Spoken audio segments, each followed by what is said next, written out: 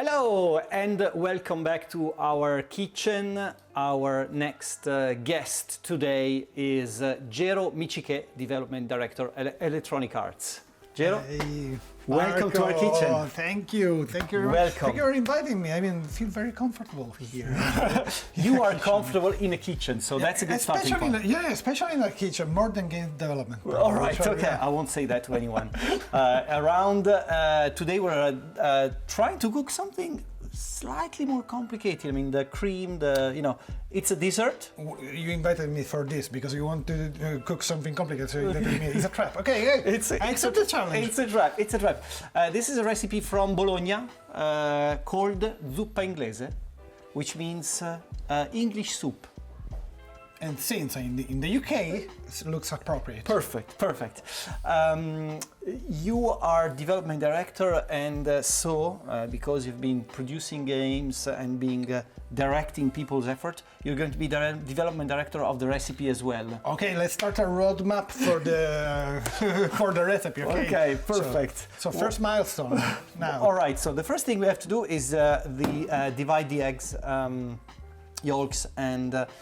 Start with that, and in the meantime, I'll have to warm up the milk with the vanilla.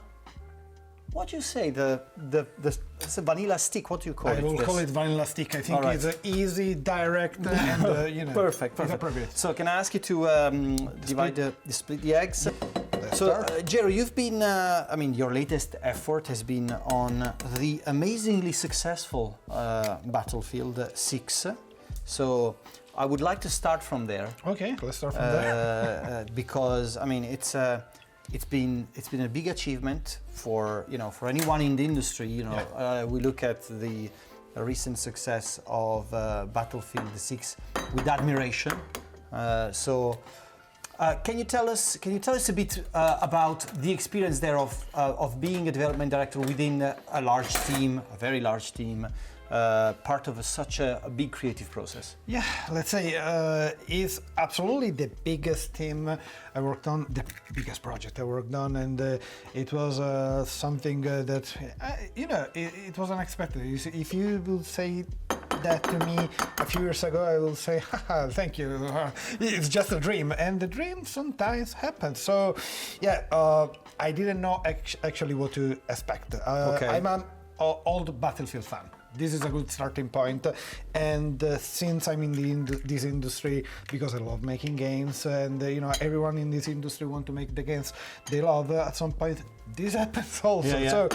And in such a big team, the first question mark is, even for a development director, which is a person working in production, is okay, what's your area, what's your role? And luckily in the past I worked in different areas because I usually lean into more creative productions, sort of like close to working closer with game designer, narrative, etc. But I worked also in technical areas. And this time I discussed it actually with the team, and they found actually a segment for me that was very satisfying, which was mainly narrative. The narrative. So the teams are split, and you were focusing on the narrative. Yeah, imagine it's a really big team in Battlefield. There are 4 studios involved, and is all across Europe and North America. There are studios in the UK, in Stockholm, in the US, in Canada. So it's quite a complex environment, a lot of time zones, and and the narrative team is spread out in all these areas. It wasn't easy. Can I start? Just start, and then we'll add the sugar. It's already split in the right doses, so just make sure we don't have to use our skills to measure. This has already been done. I start shaking, mixing sugar and eggs. Okay, very satisfying. Okay, and so I was saying, at the end it ended up that I led this narrative team that was quite, it's a great experience every time, because this team was full of amazing professionals. Some people were pure developers like narrative designers, but in narrative you have, especially in a big game like this, people with a diverse experience. One of our senior writers is a former Marine, for instance. Wow, okay. Yeah, it's a war game. Yeah, of course. We had a lot of consultants from the army. Remember, Battlefield is not just an FPS, not just a war game. We want to be realistic. We have our own pillars, and we want to make sure that players as the best experience, and it is coherent also with Battlefield history, with what is Battlefield historically speaking. So it was great actually to work with all these different professionals that were mainly narrative designers and writers. Not only that, but the core of the team, of course. And some writers are actually, let me say, classical writer in real life. So this guy is publishing a lot of novels outside of the industry. So there is a writing skill that goes into writing proper novels or books or anything. Yes, and I love that because actually in a past life, when I was living in Milan, actually, even if I studied law, I have a degree in law, but one of my real passion is literature. So in Milan, I founded with some friends at the time when we were at the university a literature magazine, where we start publishing our short stories because we were of course ourselves. Self-publishing before the age of self-publishing. It was funded by the public university, the Milan. So I was the only one. In Bocconi University, my three friends were at the time in Università Statale in Letteratura, so they actually got fundings and I got involved. And actually we published at the time young writers that then became, writers that are actually famous in Italy. One of them is Giorgio Fontana, maybe you heard of him, he won the Premio Campiello years ago. So actually it's like, every time in my life, a lot of things are changing, but every returns at some point. Everything returns. So, in producing games like like specifically Battlefield, but in general, how do you think that it's important to have this idea of having had multiple experiences in life and various, I guess, areas of interest? Not only games, but literature, you do music as well. How does that influence your actual work within directing a project like this? I think in general it makes the difference for a professional that work in a creative industry, especially in games. I usually quote Miyamoto, that the creator of Mario and Zelda, that was saying to people, don't play just games, read books, read comics, make experiences, travel, experience everything in the world, watch movies. So this is important for a creative in the game industry. Some people can say, okay, but you're in the production side of things, so is it something important? Yes, because the producer is not just a project manager. Usually. I'll add the flower here. Yes. And the producer is let me say, a kind of a unique figure in the game industry. We are in the middle sometimes. In some companies, we are like project managers, but usually you need to hold a creative vision and communicate it properly. So I think that in some cases, as a producer or development director, you can make the difference if you are part of the product of the vision. So I think this helped me because in this game, in other games, I tried, also of being not just the project manager, but brainstorm with people and being part of the creative vision is something that really motivates me. So I think that everyone should find what motivates, yourself as a professional, and go in that direction. The good thing is there is still space in the industry for being in the area that you like. Maybe not immediately, but if Yeah, you have to wait for the right moment. Is there a game you've worked in the past where you think that you have added that little bit more of your other experiences, or in every game you think you've done that? I think in every game I added a bit of my experience. Let me say, in the past when I was working in Gameloft, there was Disney Gateway Blast. That is probably the game I keep in my heart, because it was my first big experience leading a game, a team of almost 50 people in Hungary, in Budapest, which is another city which is still in my heart. And we had a small narrative team at the time, 2 writers in New York and a narrative designer in Budapest. But working with Disney is not easy. So there are a lot of constraints, rules, and it's so peculiar.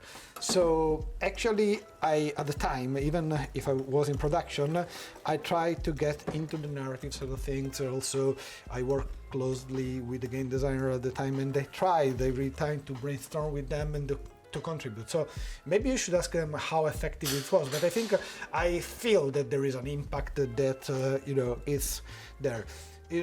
Other than that, in parallel, I try to develop my own games. Of course. And I try to be the creative director, because it's something that is satisfying to me. So let's say in the big industry, for work, for salary, I'm in production. But when I want to enjoy holistically the experience, I try to be a creative director. Yeah.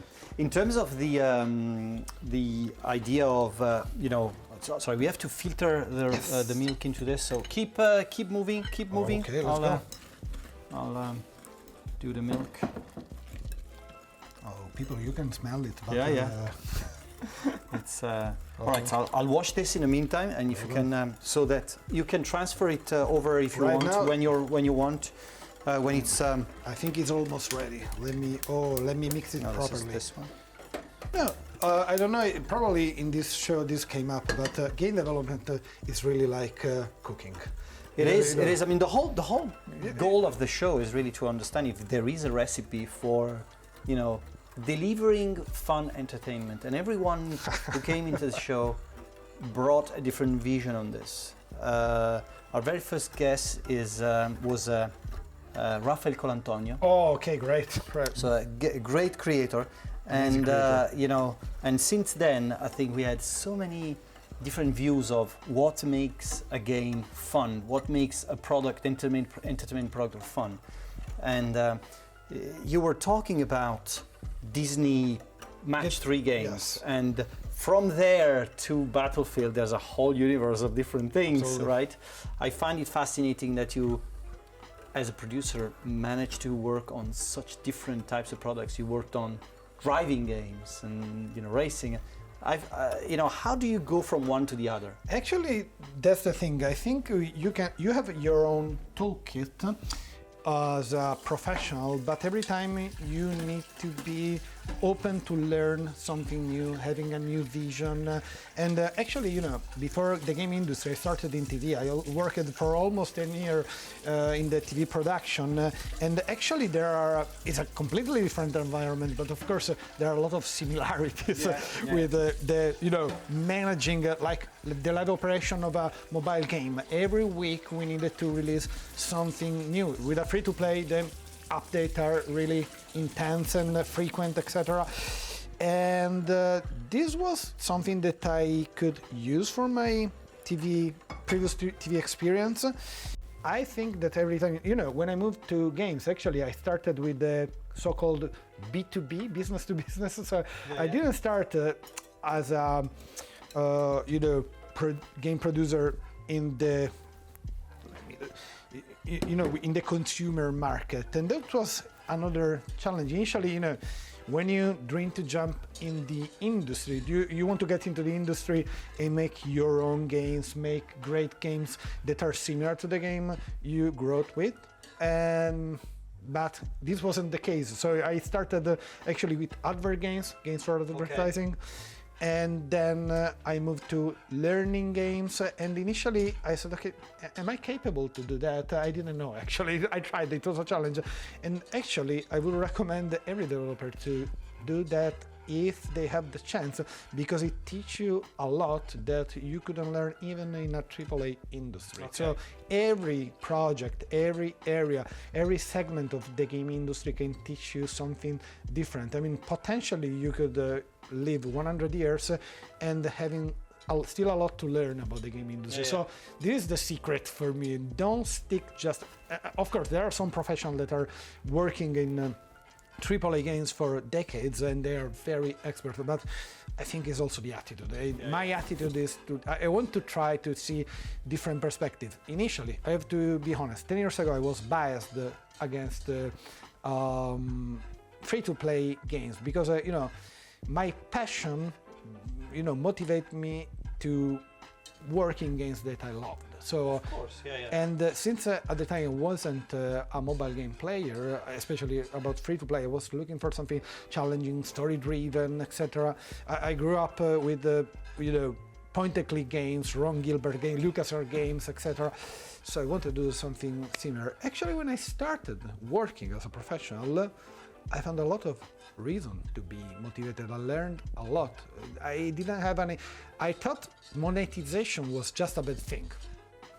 And actually, when you start digging into things, you understand the reason, you understand the, absolutely. the and meaning. I still think that today that the business model changed, actually you could use the monetization processes to build a game that can live for years and engage the players, and they have fun, and you see a miracle happening. So I'm not, let's say, critical, just 100% against the system, because I still hear people, of course, that want a pure game design approach saying that, but I think it's unfair because there are, I don't know, games like Clash Royale, Clash of Clans, or the game developed by King, Scopely, a lot of mobile games free-to-play that are engaging people for years, and actually we underestimate that mobile gaming make gaming more approachable and democratic. Absolutely, that's true. That's true. If we launched the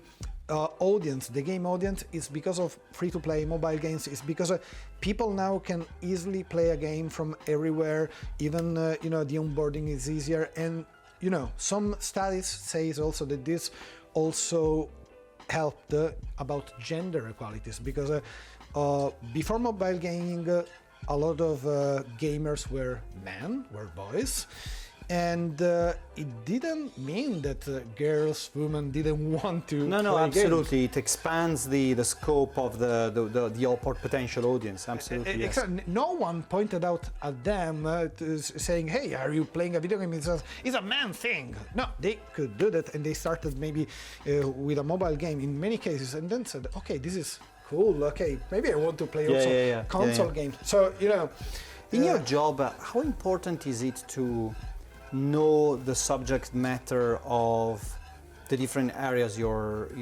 managing? So you're managing programmers, artists, I don't know, editors, whatever. You've got to know what they're doing, or is it like a different type of exercise? In my opinion, is very important. Then, I say in my opinion because there are different views about that. There are colleagues that say to me, okay, I want to have just a project manager approach, so everything is about pipeline scheduling, understanding people, which is very important. But I think that if you know what you are doing, if you know the product, it makes the difference. So I used to say, when someone asked me in a simple way what the producer does, I say that we are people that actually are not skilled to do anything specific, but we manage the skilled people, the people with real skills. Of course, it's a bit an exaggeration, it's unfair, but for producer we have our own skills, but this is the thing. So look, the texture is amazing. We're good. Wow, and the smell. So so I think it's important actually when you get close to the product, get close to the vision, you learn something more and you can help people better, because I understand that even when you are not the one programming or making a game design document, you need to help people to face problems or see,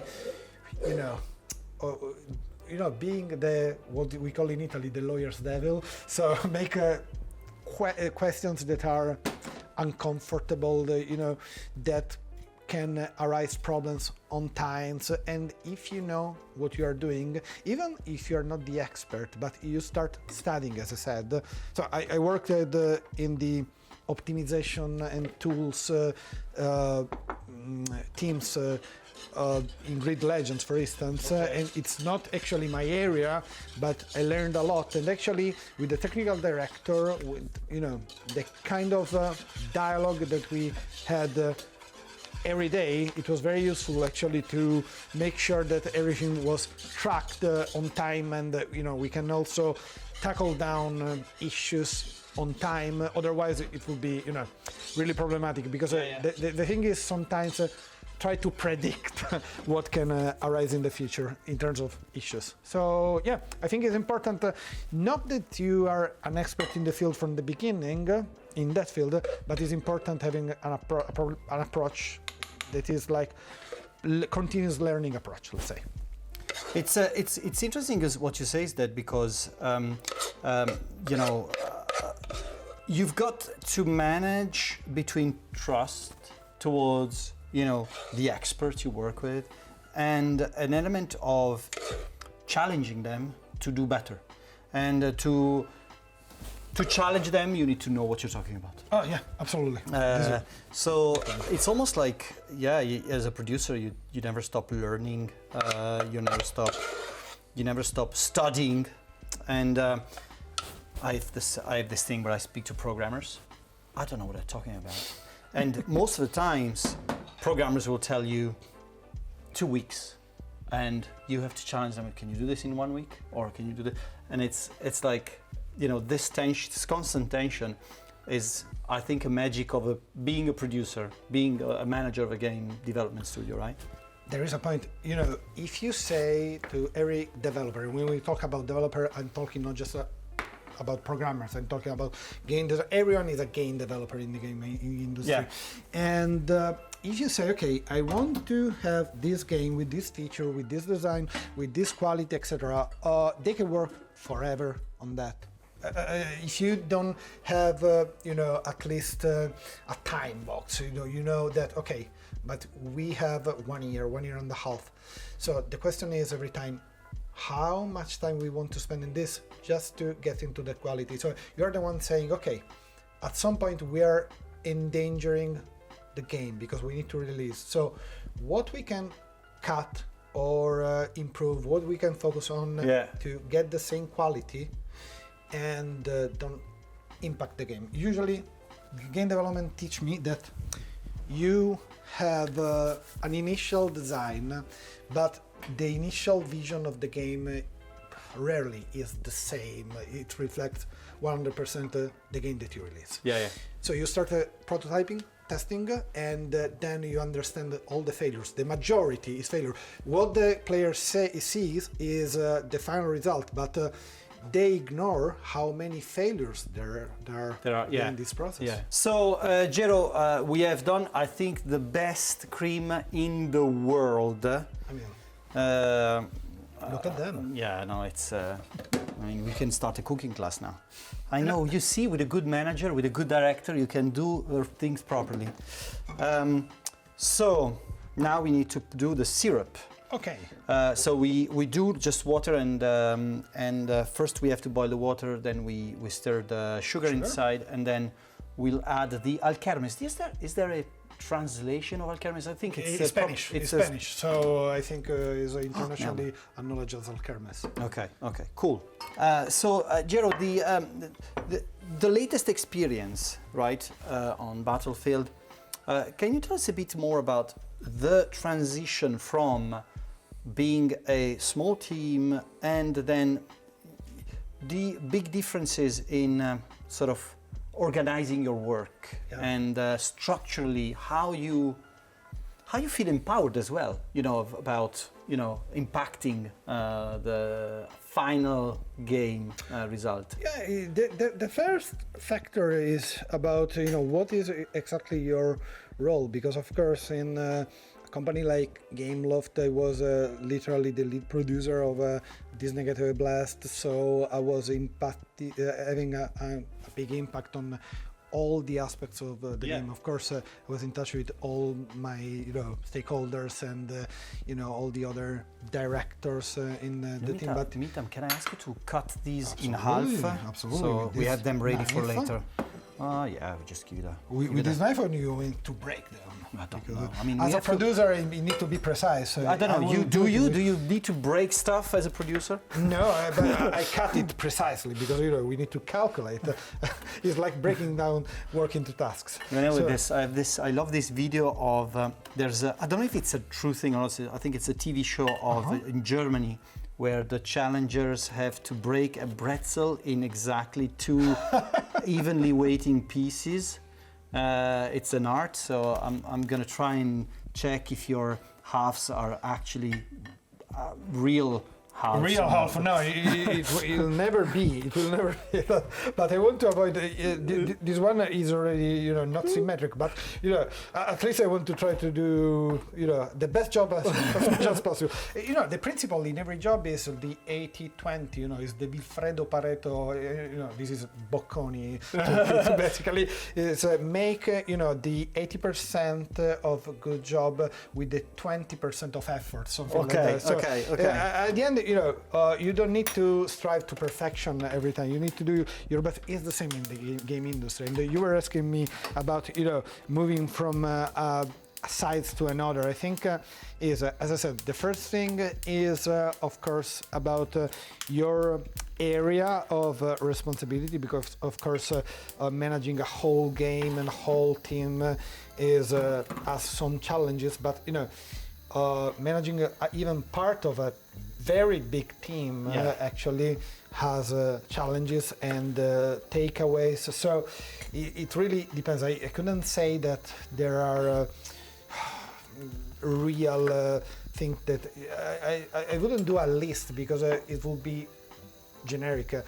Let me say that a challenge is, of course, working across different time zones, because you need to facilitate communications. Also, the work model before was more about being in the office, and now we need to be good at working remotely. So it means good communications and making sure that all the blockers are removed.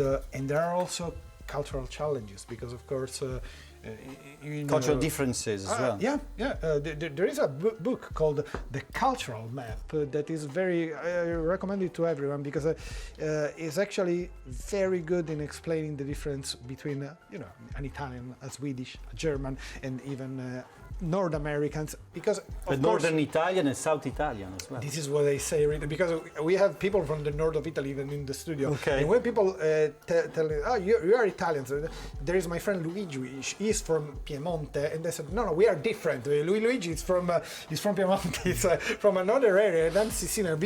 Look, it's 2 different cultures. He's almost French, I'm almost Spanish Arabian, so it's completely different. But even in Italy we have differences. So imagine this in working in an environment that is not about the approach. It's about, my job is delicate because you need to manage people, and I don't like the idea of managing people. It's like working with people, but solving their needs, facilitating, understanding their needs. Make sure that they work in a positive environment and they are open to speak up where there is a problem, because this is the secret, to make sure that they talk, they feel free to express their concern, so you can see when a problem arises on time and address it. Otherwise, in that case, on the opposite is dangerous. So I think in the environment are different, but every project was different. It's not only about the size. Of course,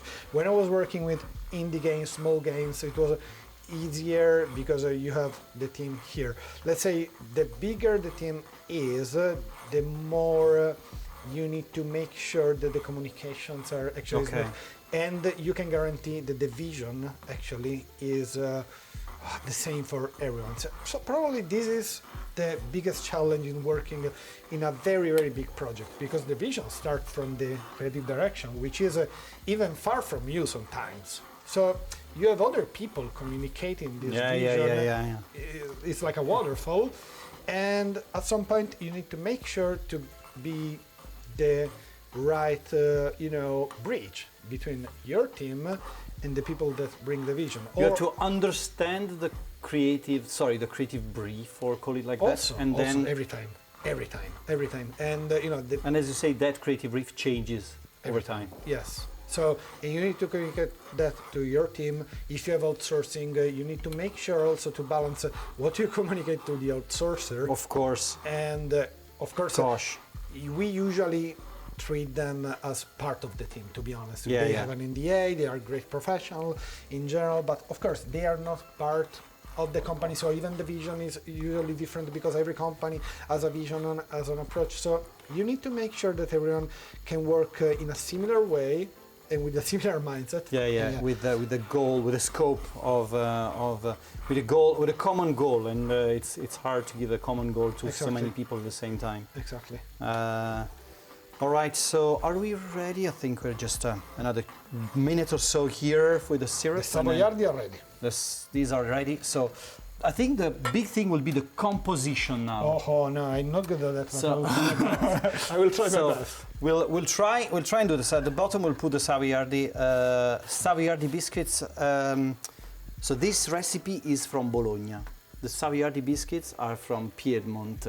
We're gonna have a wine from Sicily. So this is a full Italian experience. And there, about zuppa inglese, there are legends, exactly, because there are people saying that is a sort of trifle, which is one of the common dessert in the UK. And it seems that the ancient version of the trifle actually was like a mix of things in a glass. So actually makes sense. We're doing it properly today.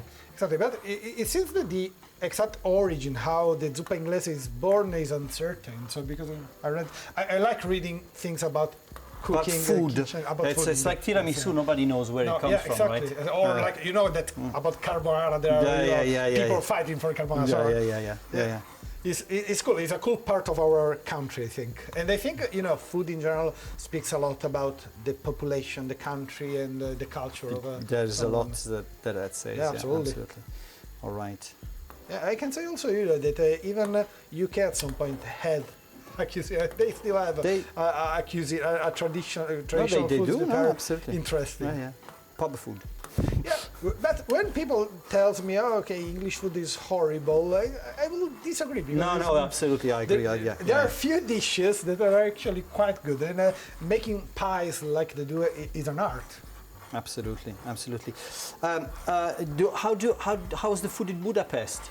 Oh, amazing. I mean, it's that kind of food, but if you don't eat it every day, it's amazing, because other than goulash, there are, of course, it's usually food that is more about soups or they have this, cabbage with tomato, and inside there is meat. I don't remember the name, but actually, there is the so-called ciarda food. Ciarda is like our trattoria, and the typical food.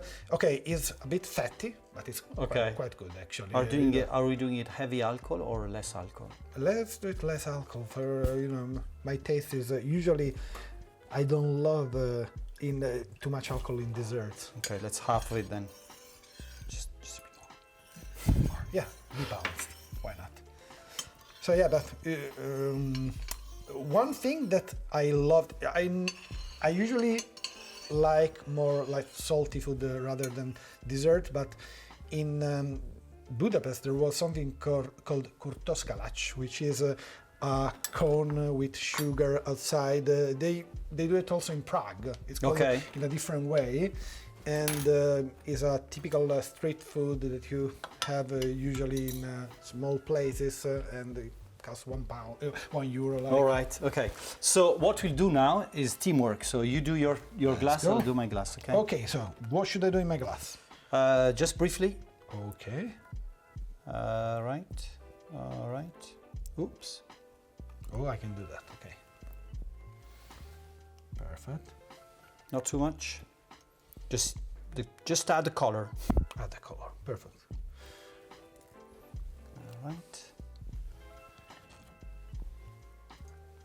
So everything goes quiet and silent because we're concentrated trying to make this work. Squeeze them a bit. And the traveling part of, all right, because I want a career and I want to grow and I want to learn more, going from Milan to Budapest and then to London and then who knows what's next, you know, how is it? Was it part of your, you know, I want to do this and then therefore I will travel, or is it just opportunistic? I follow the opportunity, to be honest. I mean, I actually love the fact that... I'll just put... Oh, okay, so just... I don't actually know, maybe let's put, another layer or not? Yeah, 3 layers. That's 3 layers, okay. It's something that I want to do because, you know, at some point I think there was Philip Roth, the writer, that was saying every time one of the suggestions to be a good writer, and I think that is valid for all creatives. One of the suggestions is live at least 5 years abroad in a place where you don't speak the language. That is outside of your culture, and grow. And actually, I think it's a suggestion for every creative, for every person that want to actually grow up. I learned a lot about people, about culture, about, you know, even living in Hungary. Have you heard Hungarian language? Hungarian language is completely ununderstandable for us. It's a unique language. How long did you stay there? Almost 3 years.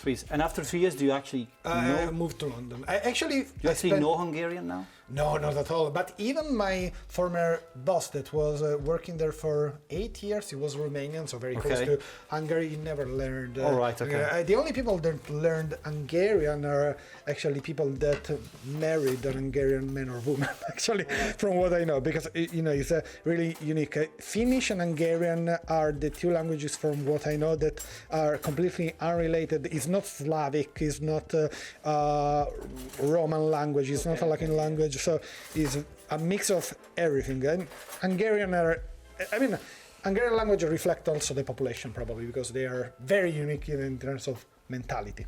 We should probably put the chocolate one and then the cream and then the clear one. I like it. So chocolate. Okay, chocolate. Let's start with this. Okay, perfect. Do we need to use just 1 spoon for both? It's not a problem. It's okay. It's okay. Perfect. This is a rich show. We have spoons for everyone.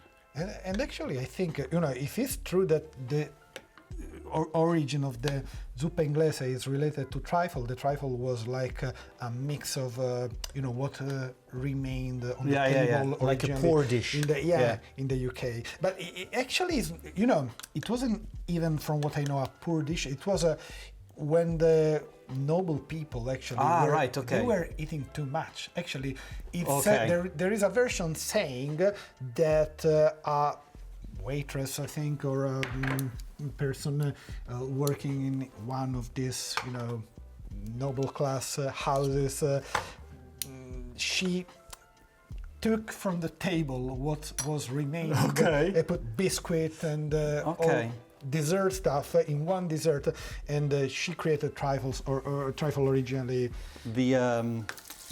Should we do that in games? I mean, the thing is, in games we do that all the time, right? We recycle technology, we recycle assets, we recycle experience also. We recycle experience. We try to come up with ways to sort of mix and match stuff, which is in the game industry there are a lot of you know. Let me say thieves. I say that in the second lesson of my game production course. I usually used to say to my students, okay, keep in mind that this industry is actually based from the origin of stealing from someone. Because, Bushnell, the creator of Atari, the founder of Atari, started like this. Actually, a game not before Pong. And Pong was, was taken from Tennis for Two. But, the first games of Atari were literally steal from other companies. and he actually was sued for that, but Okay. he was successful. So yeah. So here we have them. Oh, your one is more beautiful. We're not here for the aesthetics. Okay. We are here for the taste. Okay. Don't worry about that. Don't worry about that. I think you've done a good job. We've done a good job. We'll let it here for a second, whilst if you don't mind going to grab the wine. Absolutely. And, a passito from Pantelleria. Pantelleria, yes, Okay. your region. Yeah, absolutely. I love it, and I love Pantelleria. I recommend everyone to go there. It's a beautiful island. You want to open it? Yeah, why not? I mean, I hope my master from ICE, the Associazione Italiana Sommelier, don't watch me because I'm terrible every time. They were very picky about opening how to open the wine. Okay. But they will forgive me because I don't have the the small knife here to. Okay. Yeah. So Yeah. don't watch, please. No, we'll cut If this you're part from out. the ICE, We'll don't cut watch. this part out. Yes. Uh, It was actually, there is another thing that I can say that I studied as a sommelier, and actually this is also something that one day I want to mix. I hope with games. With games, yes. I have ideas, but it will take too long. Actually, there is someone in Italy that already made it. There is a game studio that made a winemaking simulator. Oh yeah. Broken Arms Games. Broken Arms, Yeah. Yes. Yeah. We say Absolutely. hello to the guys. Ciao Yves and Elisa. Exactly. So shall I pour the wine? Yes. All right. And here you go. Well, Gero, it was a pleasure having you here. Let's so taste it. here's yours. I think we should probably have our Say wine salute. first. Salute. Salute. And thank you for joining us. It was a you pleasure very much. sharing stories with you. Congratulations on the success of your latest, and good luck with the next one. Thank you very much. Thank Whatever you. that is. I will let you know.